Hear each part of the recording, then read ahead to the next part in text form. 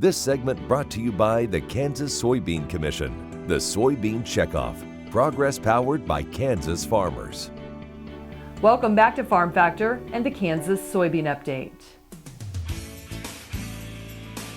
This is the Kansas Soybean Update. It's brought to you by the Kansas Soybean Commission. The Soybean Checkoff, progress powered by Kansas farmers. Ed Anderson, Executive Director of the North Central Soybean Research Program, is joining us. And Ed, as we all know, soybean producers really look at programs, and especially for Kansas, but research is also a very important component in all of this as well. We're very proud of the fact that Kansas soybean farmers, along with a lot of soybean farmers across the Midwest and across the country, realized a long time ago that investing in research for the short term and the long term was going to bring them great value in producing a high-quality, low-cost product that is reliable.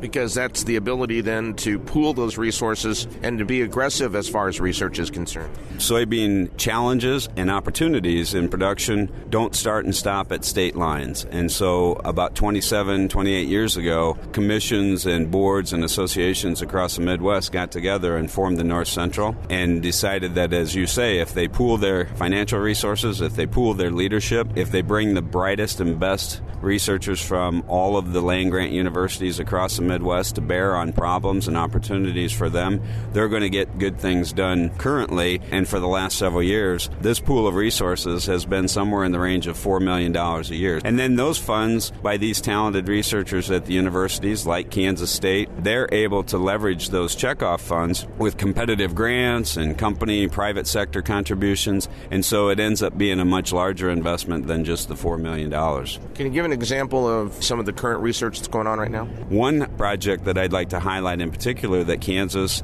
and others are very interested in is the soybean gall midge. And this is an insect pest that is really emerging as a potentially devastating problem. When we first started seeing the problem significantly a couple of years ago, farmers from Kansas and other members of the North Central Soybean Research Program got together and said, you know what, we need to address this. So they contract funded a number of researchers, entomologists in the area, and there's tremendous progress being made. Not only do you have funding from the Kansas Soybean Commission, you have a Kansan who's been a longtime member of your board. Ron Oldie serves on the Kansas Commission and has represented Kansas quite well on the North Central Board for a number of years. And Ron brings a respect for research. He brings a broad understanding of the soybean industry, certainly his own operation and the soybean production operation of many in the state. That is Ed Anderson, Executive Director of the North Central Soybean Research Program, who joins us on the Kansas Soybean Update. It's brought to you by the Kansas Soybean Commission.